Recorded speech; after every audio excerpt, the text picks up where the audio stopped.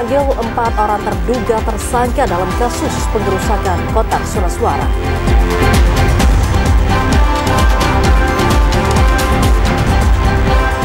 Bawaslu siapkan data pengawasan antisipasi sidang gugatan Pilkada 2024 di MK.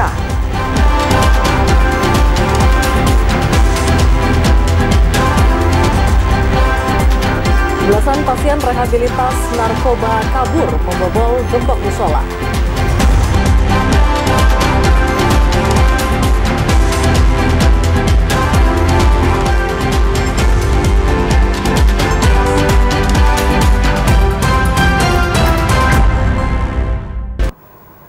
Selamat sore pemirsa, hari ini Sabtu 14 Desember 2024, Jambi hari ini hadir kembali menyapa Anda dengan beragam informasi aktual dari Provinsi Jambi. Ya, selain 3 topik utama tadi, tim redaksi kami telah menyiapkan sejumlah informasi penting dan menarik lainnya untuk Anda. Bersama saya Omil Hayadi. Dan saya Vidya Francisca, inilah Jambi hari ini selengkapnya.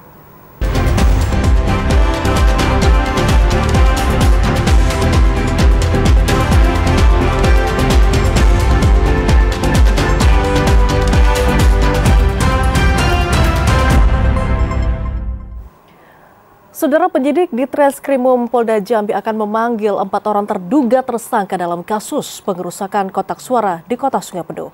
Pemanggilan 4 orang tersangka tersebut berdasarkan hasil dari pemeriksaan terhadap 2 orang tersangka yang merupakan ajudan dari Wali Kota Sungai Penuh.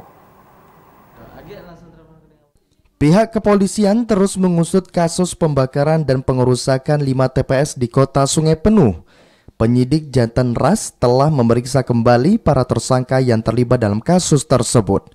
Dari pemeriksaan terhadap 2 tersangka yang merupakan ajudan dari Wali Kota Sungai Penuh, penyidik kembali mendapati 4 terduga tersangka baru dalam kasus tersebut.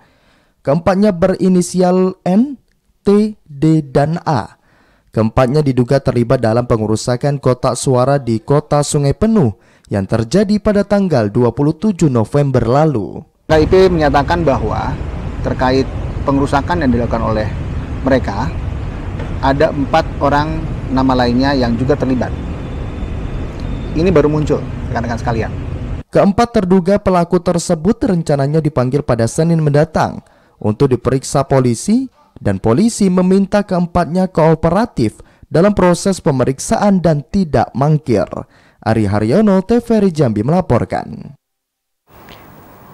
Sementara itu, saudara, mobil dinas Kominfo diduga digunakan 2 orang ajudan Wali Kota Sungai Penuh untuk melarikan diri. Keduanya ternyata sudah berstatus tersangka dalam kasus pengerusakan kotak suara Pilkada dan sudah ditahan di Polda Jambi. Berdasarkan hasil pengembangan dan pendalaman kasus kendaraan mobil dinas Kominfo, penyidik akhirnya menemukan sejumlah titik terang. Setelah memeriksa mantan Kadis Kominfo Sungai Penuh, Heri Amperawanto, polisi akhirnya mendapati kendaraan tersebut memang digunakan oleh 2 ajudan Wali Kota Sungai Penuh. Keduanya yaitu IW dan IP, yang kini statusnya ditetapkan sebagai tersangka dalam kasus pengerusakan surat suara. Keduanya telah diperiksa polisi untuk mencari dalang di balik rentetan perkara kasus tersebut. Terkait dugaan keterlibatan Wali Kota Sungai Penuh, penyidik masih mengumpulkan sejumlah barang bukti dan saksi agar tidak terjadi kejanggalan dalam proses hukum kasus tersebut. Pada 2 tersangka lagi yang sudah kita amankan. Nah, kita dalami lagi. Ya, karena dia sudah menerangkan yang menerima siapa? Saudara E, IP, dan saudara EK yang menerima kendaraan dari Kadis yang lama. Sebelumnya mobil bernomor polisi BH7879NF kedapatan digunakan 3 pelaku pengerusakan kotak suara di Sungai Penuh untuk melarikan diri. Mobil tersebut ternyata menggunakan TNKB palsu. Setelah ditelusuri, mobil tersebut ternyata bernomor polisi BH8018R dan merupakan mobil dinas Kominfo Kota Sungai Penuh. Polisi terus mendalami kasus tersebut. Ari Haryono, TVRI Jambi melaporkan. Saudara, Bawaslu Sarolangun menyatakan kesiapannya jika dimintai keterangan oleh Mahkamah Konstitusi dalam gugatan sengketa Pilkada 2024 yang diajukan oleh paslon Bupati dan Wakil Bupati Sarolangun nomor urut 3 Tantowi Jauhari dan juga Haris AB. Badan Pengawas Pemilihan Kabupaten Sarolangun telah mulai mengumpulkan data hasil pengawasan dari semua tingkatan semua persiapan menghadapi sengketa hasil pemilihan kepala daerah 2024 di Mahkamah Konstitusi. Dokumen pengawasan tersebut meliputi pengawasan dalam melakukan upaya pencegahan dan pengawasan sampai dengan penanganan pelanggaran pemilu. Koordinator Badan Pengawas Pemilu Kabupaten Sarolangun, Divisi Hukum Pencegahan Partisipasi Masyarakat dan Humas Johan Iswadi mengatakan pihaknya akan membentuk tim penyusun keterangan tertulis untuk menghadapi serta mengantisipasi dugaan perselisihan hasil pemilu atau PHPU dalam pelaksanaan pemilihan kepala daerah, calon gubernur dan calon wakil gubernur Jambi, serta calon bupati dan calon wakil bupati Sarolangun yang berlangsung di tanggal 27 November 2024 di Kabupaten Sarolangun.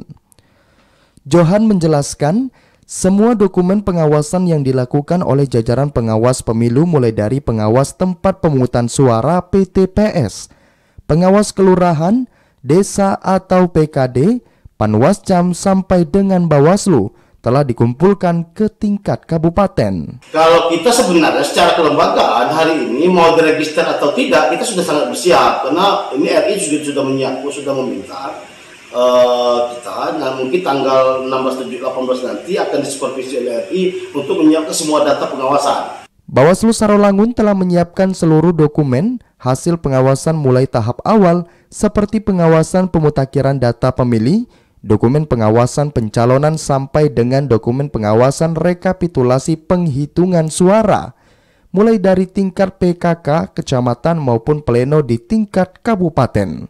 Edi Kusnadi, TVRI Jambi melaporkan.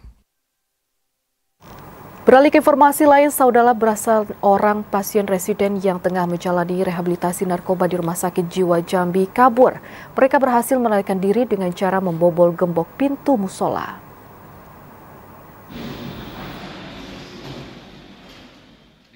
Belasan orang pasien yang tengah menjalani rehabilitasi narkoba di gedung Lamda Rumah Sakit Jiwa Muhammad Syukur Jambi melarikan diri.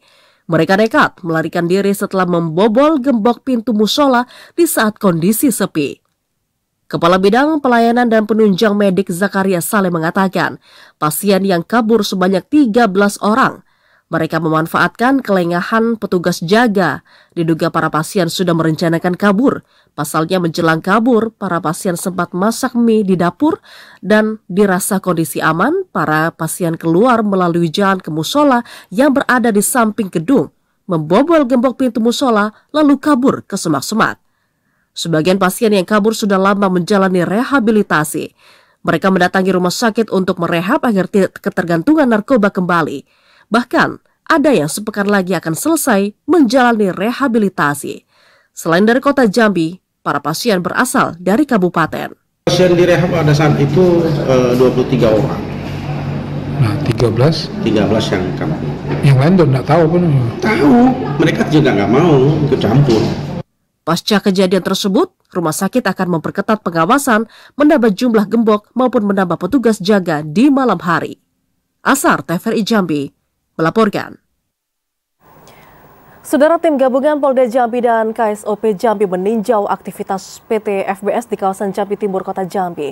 Peninjauan kali ini guna memastikan izin perusahaan yang bergerak di bidang kapal takbot dan juga tongkang batubara. Kantor Kesyah Bandaran dan Otoritas Pelabuhan bersama Direktorat Reserse Kriminal Umum Polda Jambi meninjau PT Felicia Bintang Samudra di kawasan Sijinjang, Kecamatan Jambi Timur, Kota Jambi pada Jumat kemarin. Peninjauan ini dilakukan tim gabungan guna memastikan aktivitas dan izin perusahaan yang bergerak di bidang kapal takbot dan tongkang batubara milik Avandi Susilo alias Koape.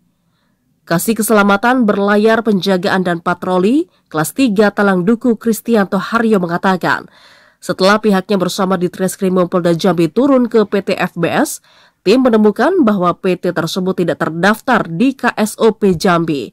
Seharusnya perusahaan yang bergerak di bidang kapal takbot dan tongkang apabila melakukan kegiatan pelabuhan wajib memiliki izin dan terdaftar di KSOP. Namun selama ini petugas KSOP belum menerima permohonan terkait hal tersebut.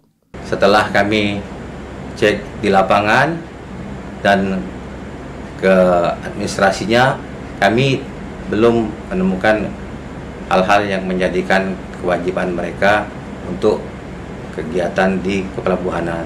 Kristianto mengimbau kepada PT Felicia Bintang Samudra agar segera memenuhi kewajiban sebagai pengguna pelabuhan dengan mengurus izin sesuai dengan prosedur yang berlaku. Asar TVRI Jambi melaporkan. Usai jeda kami akan kembali dengan sejumlah informasi penting dan menarik lainnya.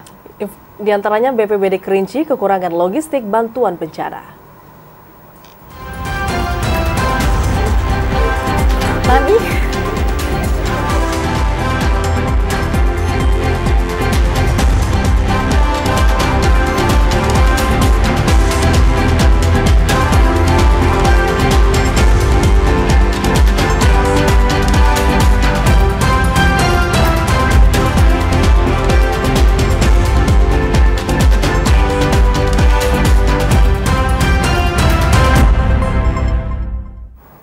Anda kembali bersama kami di Jambi hari ini. Saudara, BPBD Kabupaten Kerinci kekurangan logistik bantuan bencana. Kekurangan logistik itu disebabkan banyaknya bencana yang terjadi di sepanjang tahun 2024. Berdasarkan data BPBD Kerinci, ribuan bencana terjadi di Kabupaten Kerinci pada periode Januari hingga November tahun 2024. Bencana itu meliputi 1.822 kejadian banjir, 138 kejadian tanah longsor, 27 kejadian kebakaran bangunan, dan 43 kejadian angin puting beliung. PJ Bupati Kerinci Asraf mengatakan, banyaknya bencana yang terjadi di sepanjang tahun 2024 membuat ketersediaan logistik di BPBD Kabupaten Kerinci menipis. Pemkab Kerinci bersama OPD terkait akan mencari solusi untuk mengatasi kekurangan bantuan bagi korban bencana. Langkah itu dilakukan untuk mengantisipasi jika sewaktu-waktu terjadi bencana alam dan bantuan penanganan dapat diberikan dengan cepat dan tepat. Tadi kita sudah cek untuk persiapan, ada beberapa hal yang perlu kita tambah, termasuk laporan dari BPBD, kita untuk logistik sangat minim. Nah, ini yang harus kita antisipasi. Nanti akan kami bicarakan dengan tim TAPD, apakah dana di BTT kita masih cukup untuk menanggulangi masalah hal-hal yang mungkin saja terjadi. Asraf memastikan meski persediaan logistik menipis, namun pelayanan terhadap masyarakat yang terdampak bencana tetap akan dilakukan secara maksimal. Ilwan TVRI Jambi melaporkan. Kita ke sorotan lainnya, saudara, berada pada periode puncak musim hujan di akhir tahun 2024 kali ini. Hingga saat ini belum ada kabupaten kota di wilayah Provinsi Jambi yang menaikkan status siaga bencana hidrometeorologi. Meskipun pemerintah Provinsi Jambi telah menyelenggarakan apel kesiapsiagaan bencana hidrometeorologi basah tingkat Provinsi Jambi tahun 2024 hingga 2025, Kepala Bidang Kedaruratan dan Logistik BPBD Provinsi Jambi Andre Eko Rinjani memastikan hingga saat ini belum ada kabupaten kota di Provinsi Jambi yang menaikkan status siaga bencana hidrometeorologi. Adanya fenomena cuaca panas di tengah puncak musim hujan di akhir tahun 2024 yang mengakibatkan turunnya tinggi muka air Sungai Batanghari menjadi alasan utama belum adanya daerah yang menaikkan status siaga bencana hidrometeorologi. Namun demikian, kewaspadaan dan antisipasi dini terkait potensi curah hujan tinggi pada puncak musim hujan harus tetap dilakukan oleh pemerintah daerah untuk meminimalisasi dampak buruk yang mungkin ditimbulkan. Memastikan kesiapan penanggulangan bencana hidrometeorologi, baik itu bencana banjir, banjir bandang, tanah longsor hingga angin kencang, menjadi kunci keberhasilan penanganan bencana. Melalui apel kesiapsiagaan bencana hidrometeorologi basah, pemerintah Provinsi Jambi telah menyiapkan personel yang nantinya akan diterjunkan jika daerah memerlukan tambahan kekuatan untuk penanganan bencana. Sampai hari ini belum ada kabupaten kota yang menaikkan status siaga bencana hidrometeorologi. Memang kondisi yang terkini di wilayah tinggi muka air Sungai Batanghar juga sekarang mengalami penurunan. Sementara karena belum adanya daerah yang menaikkan status siaga bencana hidrometeorologi, status siaga bencana hidrometeorologi Provinsi Jambi masih dalam posisi kesiapsiagaan. Randy Arta, TVRI Jambi, melaporkan. Saudara, minimnya curah hujan yang terjadi dalam beberapa minggu terakhir menyebabkan debit air sungai Batang Asai, Batang Limun, dan Batang Limbur Tembesi di Kabupaten Sarolangun di bawah normal. Meski debit air sungai di bawah normal, namun BPBD tetap melakukan antisipasi terjadinya jika bencana hidrometeorologi.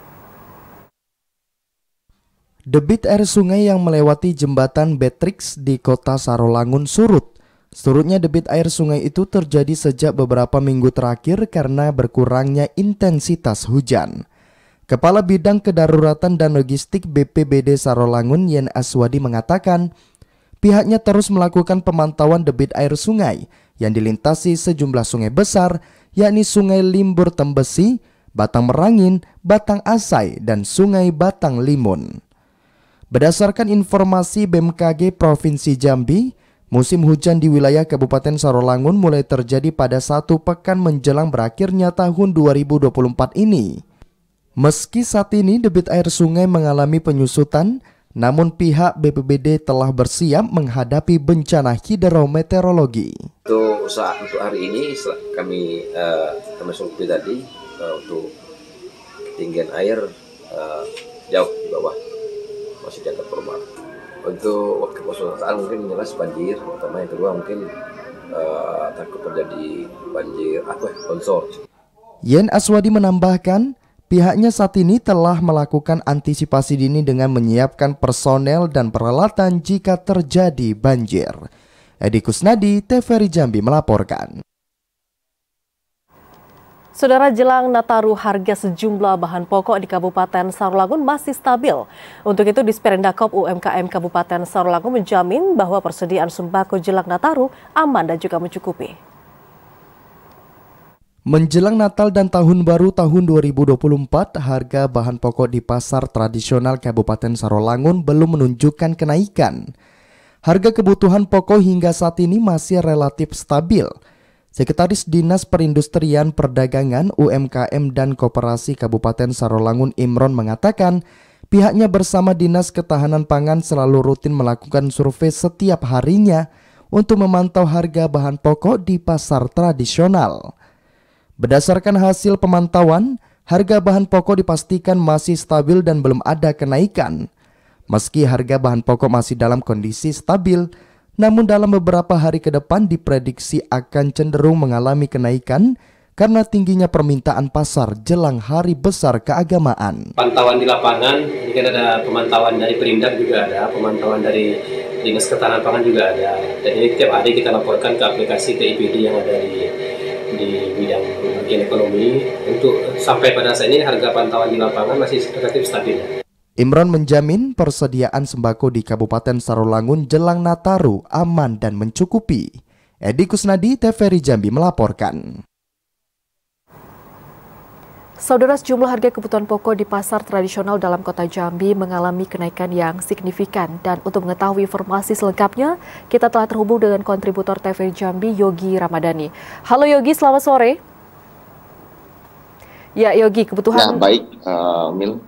Ya, Yogi, kebutuhan apa saja yang mengalami kenaikan jelang Natal dan Tahun Baru ini, Yogi? Silakan. Ya, baik, dapat saya laporkan saat ini saya sedang berada di pasar tradisional Kota Jambi, yaitu Pasar Keluarga. Memang di sejumlah pasar tradisional Kota Jambi saat ini harga kebutuhan bahan pokok mengalami kenaikan yang cukup signifikan. Seperti halnya harga cabai merah dan harga cabai rawit yang saat ini di harga Rp35.000 per kilogram, yang sebelumnya hanya Rp15.000 per kilogram. Sedangkan untuk cabai setan di harga Rp40.000 per kilogram, yang sebelumnya hanya Rp20.000 per kilogram. Dan untuk harga bawang merah di harga Rp35.000 yang sebelumnya hanya Rp25.000 per kilogram. Dan untuk bawang putih di harga Rp37.000 per kilogram dan sebelumnya di harga dan saat menjadi Rp45.000 per kilogram. Menurut keterangan sejumlah pedagang di pasar tradisional Pasar Keluarga Kota Jambi, naiknya harga kebutuhan bahan pokok ini sejak seminggu yang lalu, yang di mana kenaikan harga ini disebabkan faktor cuaca buruk sehingga masa panen kebutuhan barang pokok itu tersebut berkurang, dan banyak juga yang saat ini datang ke pasar-pasar barang-barang kebutuhan bahan pokok itu menjadi rusak. Menurut keterangan sejumlah pedagang juga diprediksi bahwa harga kebutuhan bahan pokok ini jelang Natal dan Tahun Baru akan terus meningkat. Untuk itu, para pedagang juga berharap agar pemerintah dapat mengawasi harga kebutuhan pokok sehingga daya beli di Kota Jambi terus meningkat. Demikian, kembali ke studio. Ya, Yogi melaporkan langsung dari Pasar Keluarga Kota Jambi. Terima kasih atas laporan Anda. Selamat bertugas kembali. Saudara, hampir 13.500 ton beras disiapkan oleh Bulog Divre Jambi dalam menyambut Hari Raya Natal dan Tahun Baru 2025 maksud kami. Bahkan jumlah tersebut melebihi dari kebutuhan dan diperkirakan cukup hingga 6 bulan ke depan. Bulog Provinsi Jambi menyiapkan 13.500 ton beras di gudang Bulog, kawasan Pasir Putih, Kota Jambi. Jumlah tersebut mencukupi untuk kebutuhan masyarakat saat Hari Raya Natal dan Tahun Baru 2025 mendatang. Pimpinan Kanwil Perum Bulog Jambi, Ali Ahmad Naji Amsari mengatakan, jika dilihat dari pasokan beras, jumlah tersebut cukup hingga 6 bulan ke depan. Masyarakat tidak perlu khawatir akan kebutuhan beras jelang Natal dan Tahun Baru ini. Pihaknya siap mendistribusikan beras tersebut ke kabupaten kota, kemudian akan disalurkan ke setiap pasar yang tersebar di masing-masing kabupaten kota.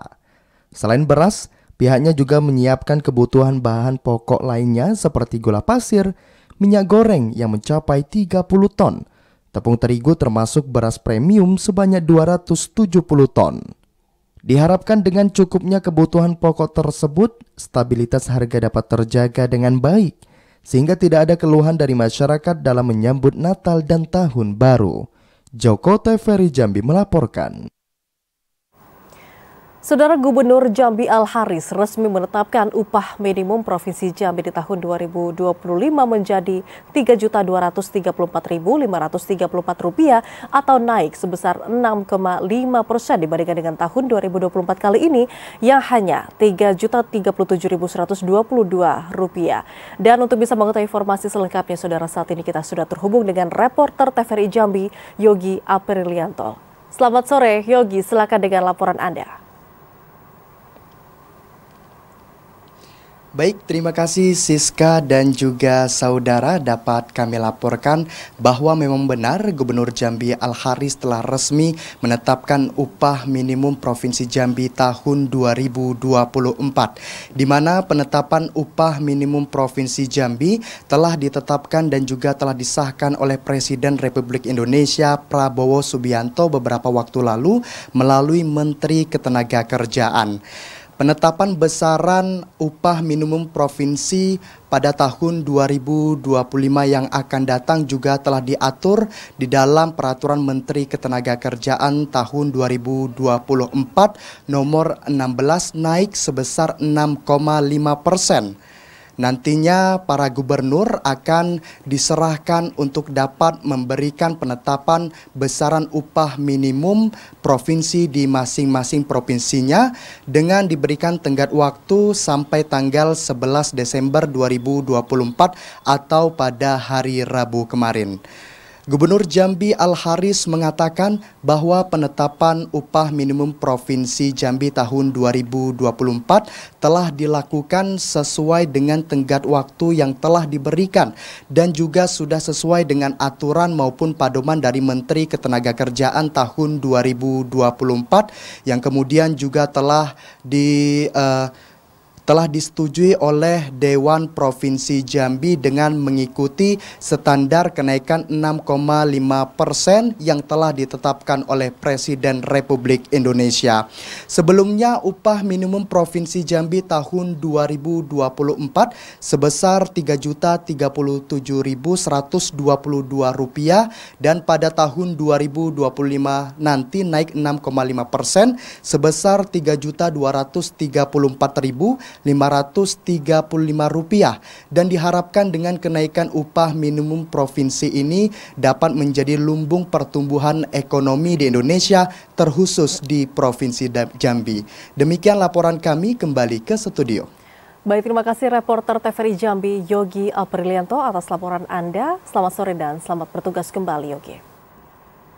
Saudara, sebanyak 55 tim mengikuti Mobile Legends Tangguh Championship untuk sesi kedua. Informasi selengkapnya akan kami hadirkan usai jeda pariwara berikut. Saudara, tetaplah bersama kami.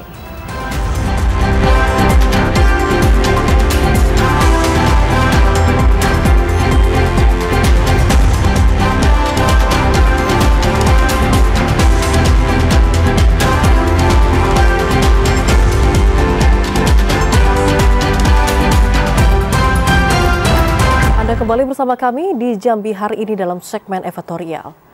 Saudara, puluhan tim e-sport Mobile Legends mengikuti dan juga ambil bagian dalam Mobile Legends Tangguh di rangkaian hari ulang tahun Batanghari ke-76 tahun. Tidak hanya dari Batanghari, saudara, tetapi beberapa tim dari luar Provinsi Jambi juga berpartisipasi pada event tersebut. Sebanyak 275 peserta dari 55 tim mengikuti pertandingan e-sport Mobile Legends Tangguh Championship sesi kedua tahun 2024. Kegiatan ini pun merupakan rangkaian dari HUT Kabupaten Batanghari ke-76 yang diselenggarakan Pemka Batanghari bersama dengan Kormi Batanghari. Ajang ini tidak hanya diikuti oleh peserta dari Provinsi Jambi, namun juga terdapat beberapa peserta dari luar Jambi, seperti Batam, Sumatera Barat, Lampung, dan Riau. Sedikitnya ada 55 match atau pertandingan yang dimainkan oleh masing-masing tim. Ketua Indonesia Esport Association Batanghari Ar-Rahman Akbar mengatakan, tujuan event Esport Mobile Legends ini digelar selain untuk memeriahkan HUT Batanghari, juga untuk menjaring bakat-bakat pemain esport di Batanghari agar lebih kompetitif dalam mengasah skill permainan mereka, khususnya pada kategori Mobile Legends. Mobile Legends Tangguh Championship Season 2 ini kita ada 55 peserta Bang, atau 55 tim. Satu tim itu terdiri dari 5 orang. Jadi sekitaran 300-an orang peserta yang berada di sini. Terus peserta kita ini, karena kita se-Sumatera, ada yang dari luar Provinsi Jambi. Dengan kegiatan ini kami menarik minat anak-anak Batanghari itu untuk lebih kompetitif lagi. Sementara itu dirinya berharap pemerintah dapat lebih memperhatikan serta melakukan program pembinaan terhadap bakat-bakat permain esport di Batanghari agar dapat berkembang dan bersaing dengan peserta esport lainnya di setiap gelaran event esport tingkat provinsi maupun nasional. Adi Juniawan, TVRI Jambi melaporkan. Dari informasi lain, saudara, para guru diharapkan tidak hanya mampu meningkatkan kemampuan intelektual, tetapi juga mampu membangun karakter building. Penegasan ini disampaikan langsung oleh Bupati Tanjung Jabung Barat saat acara peringatan Hari Guru Nasional tahun 2024 yang diselenggarakan beberapa waktu lalu. Pada peringatan Hari Guru Nasional tahun 2024, Bupati Kabupaten Tanjung Jabung Barat Anwar Sadat membacakan sambutan Menteri Pendidikan dengan mengangkat tema Guru Hebat Indonesia Kuat. Dalam sambutan yang disampaikan Bupati Anwar Sadat, Menteri Pendidikan menekankan pentingnya kualitas guru sebagai pilar pendidikan dan peradaban bangsa. 3 prioritas yang diusung Kementerian Pendidikan kepada guru bahwa pendidikan tidak hanya membangun kemampuan intelektualitas, tetapi juga membangun karakter building, karena guru menjadi figur terdepan dalam mendidik anak-anak bangsa. Pada kesempatan ini, kami atas nama Bupati, Pemerintah Daerah Kabupaten Tanjung Jabung Barat mengucapkan selamat kepada Bapak Ibu pada Hari Guru Nasional tahun ini. Dan Anda sudah tahu bahwa Menteri Pendidikan dan Kebudayaan yang baru telah memprogramkan satu terobosan yang mungkin sudah dikenal oleh Anda semua dengan istilah deep learning. Pada peringatan Hari Guru, Bupati juga menyerahkan piagam penghargaan Satya Lencana Karya Satya kepada ASN dan guru berprestasi di Kabupaten Tanjab Barat. Penghargaan diberikan sebagai bentuk apresiasi atas dedikasi, loyalitas dan prestasi ASN dan tenaga pendidik dalam menjalankan tugasnya dan tanggung jawabnya. Didi Haryadi, TVRI Jambi melaporkan. Kita ke sorotan lainnya, Saudara Komando Distrik Militer Kodim 0419 Tanjab menjalankan program Dapur Masuk Sekolah. Program tersebut, Saudara, untuk bisa mendukung program Asta Cita Presiden Prabowo Subianto terkait peningkatan sumber daya manusia sejak dini. Program Dapur Masuk Sekolah yang digelar Kodim 0419 Tanjab merupakan program inisiatif dari Pangdam 2 Sriwijaya serta mendukung program Asta Cita Presiden Prabowo Subianto terkait peningkatan SDM sejak dini. Program Dapur Masuk Sekolah dilaksanakan di Sekolah Dasar Negeri SDN 100 Desa Sungai Gebar, Kecamatan Kuala Betara, Kabupaten Tanjab Barat. Dandim 0419 Tanjab Letkol Armet Dwi Sutaryo mengatakan, kegiatan Dapur Masuk Sekolah diikuti sekitar 53 siswa di SDN 100 ini. Terdapat beberapa kasus yang cukup memprihatinkan di mana salah seorang siswa yang sejak kecil hingga saat ini tidak bisa mengkonsumsi nasi. Program Dapur Masak Sekolah diharapkan mampu membantu penyelesaian persoalan stunting di Kabupaten Tanjung Jabung Barat. Dapur Masuk Sekolah menjadi wujud nyata jajaran TNI dalam memperbaiki gizi dan pola asuh bagi orang tua sejak dini. Terima kasih rekan-rekan media. Hari ini kami dari Kodim 0419 Tanjab mengadakan acara program Dapur Masuk Sekolah yang merupakan inisiasi dari Bapak Pangdam, Majen TNI Naudi. Kemudian program ini dengan tujuan adalah tidak lanjut dari Asta Cita Bapak Presiden Prabowo, yaitu dalam rangka peningkatan kualitas SDM dimulai dari dini. Selain itu dengan program Dapur Masuk Sekolah ini, kalau kita lihat sekarang di SD 100 Desa Sungai Gebar, Kuala Betara ini. Selain perbaikan gizi pada anak melalui program Dapur Masuk Sekolah, juga dapat memberikan edukasi kepada orang tua dalam hal pola asuh anak, khususnya untuk mencegah stunting dan demi menjaga kemajuan masa depan generasi selanjutnya. Didi Haryadi, TVRI Jambi melaporkan.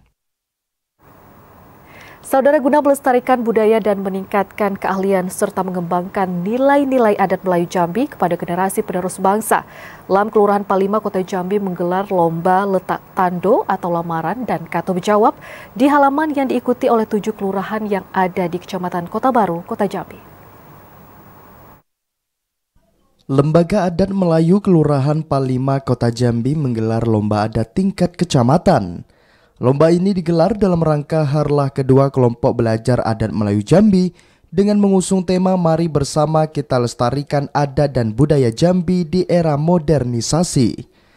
Sebanyak 28 peserta melombakan letak tando atau lemparan dan kato berjawab di halaman yang diikuti 7 kelurahan yang ada di Kecamatan Kota Baru, yakni Kenali Asam Atas, Kenali Asam Bawah, Palima, Simpang 3 Sipin, Sukakarya, Kenali Asam, Talanggulo.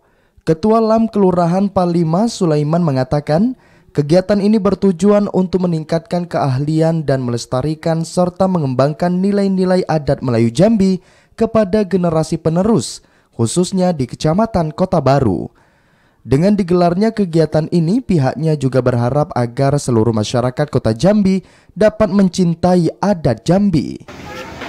Serangkaian dalam rangka ulang tahun yang kedua kelompok belajar adat Melayu Jambi Kelurahan Palima pada tahun 2024 ini, yaitu mengajak masyarakat Kota Jambi umumnya, khususnya kelompok belajar Kelurahan Kecamatan Kota Baru untuk berpartisipasi dalam melestarikan adat budaya Jambi.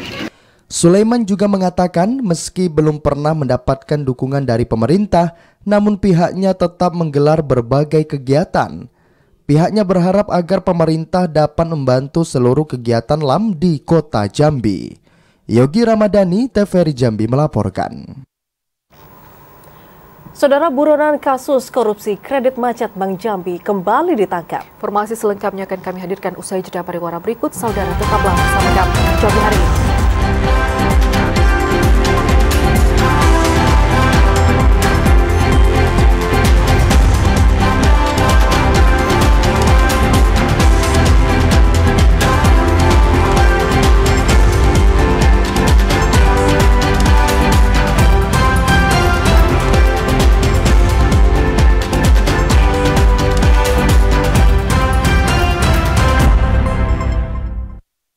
Anda kembali bersama kami di Jambi hari ini. Saudara, seorang buronan kasus dugaan korupsi gagal bayar medium term note di PT Sun Prima Nusantara Pembiayaan pada Bank Jambi tahun 2017 hingga 2018 kembali diringkus.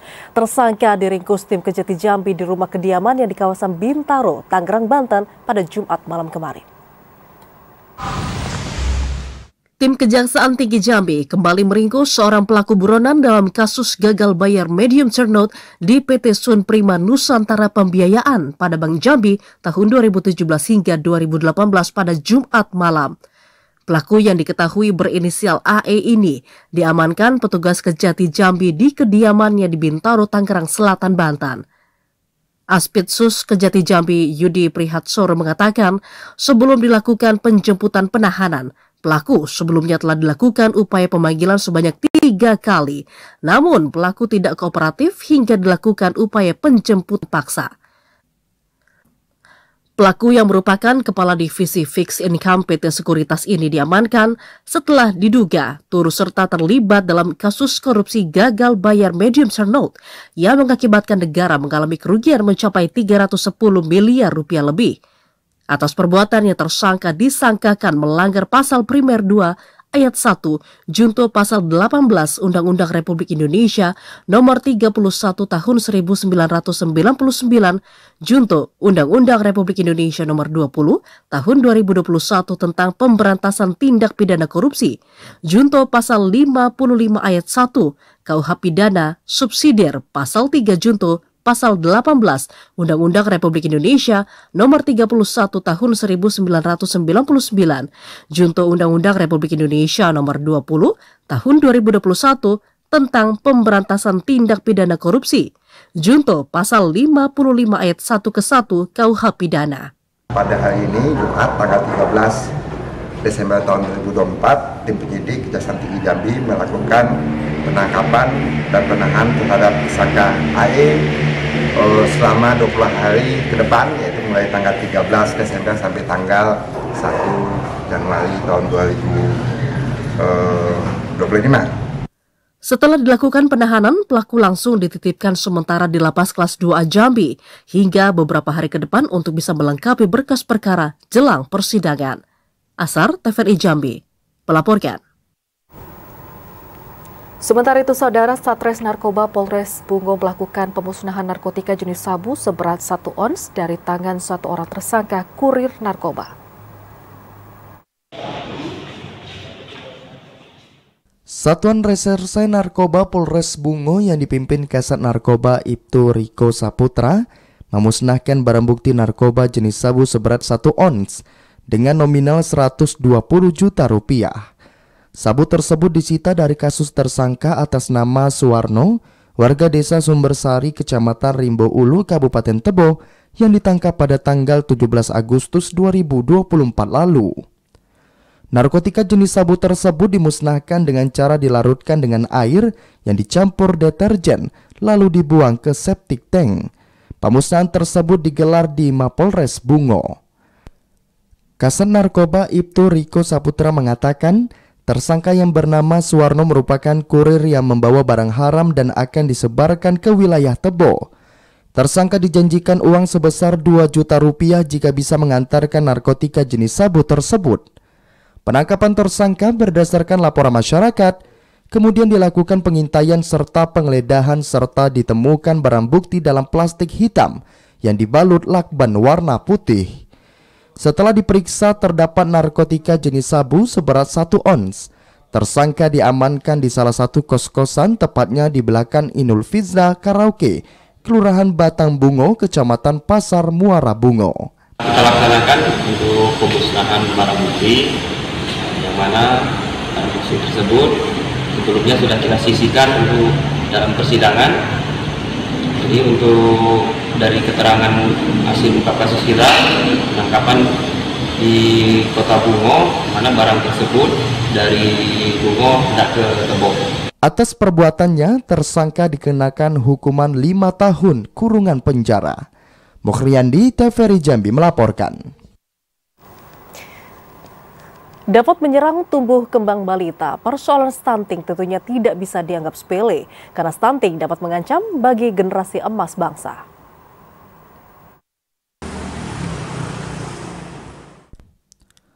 Persoalan stunting juga melanda daerah penyangga ibu kota Provinsi Jambi, yakni Kabupaten Muaro Jambi.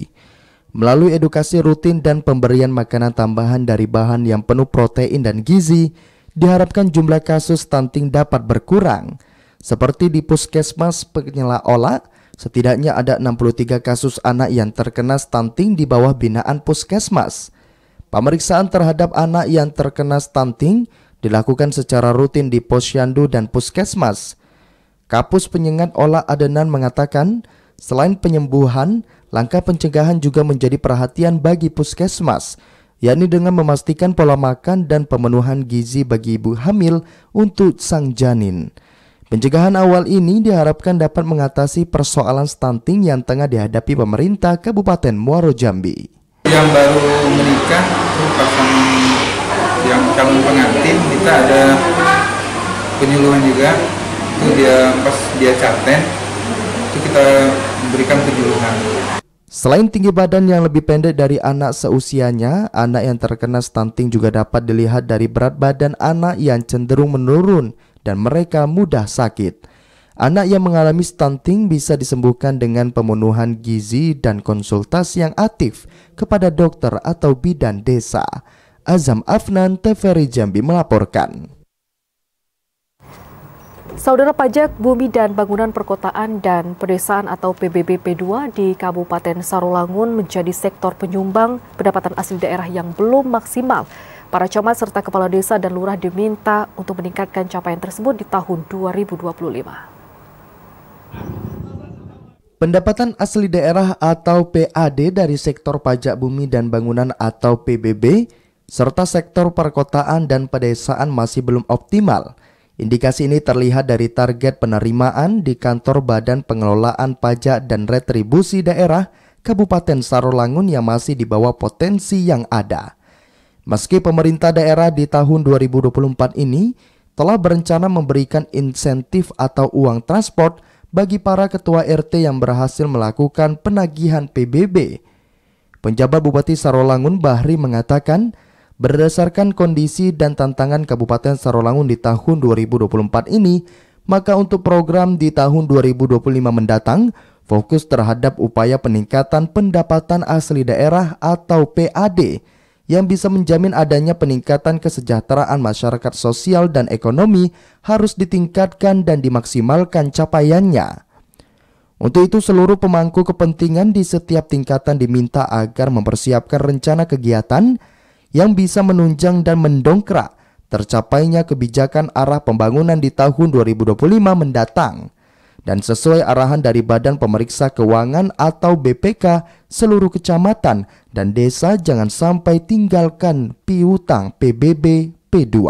Pemerintah desa akan terus melakukan evaluasi terhadap kinerja camat dan lurah serta kepala desa yang meninggalkan piutang PBB P2 karena untuk piutang PBB P2 lama dan belum dilunasi harus segera ditagih karena dianggap sebagai pendapatan daerah yang bocor. Edi Kusnadi, TVRI Jambi melaporkan.